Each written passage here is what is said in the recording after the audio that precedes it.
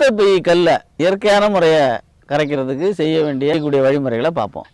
மாலை ஒரு 6 மணிக்கு 200 மில்லி தண்ணியில் ஒரு கைப்பிடி புதினா கீரை தெரியும், அதையும் 5 பூண்டு பல், ஒரு வெத்தலை, 5 மிளகு, இதை மிக்சியில் அடித்து ஜூஸாக எடுத்து சாப்பிடணும். இதை கடைப்பிடிச்சிட்டு வந்தோம்னா ஆரம்ப நிலையிலேயே பித்தப்பை கற்களை மலத்தின் மூலமாக இது வெளியேறிடும். அந்த கற்களுடைய எண்ணிக்கை அதிகமாக இருந்தாலோ நாள்பட்டு இருந்தாலும் மஞ்சள் கரிசலாங்கண்ணி சாறு ஒரு 15 மில்லி, சுத்தமான தேன் 15 மில்லி, இதை ரெண்டையும் கலந்து காலையிலையும் மாலையிலையும் 2 வேளையும் சாப்பாட்டுக்கு பின்பு சாப்பிட்டு வரணும்.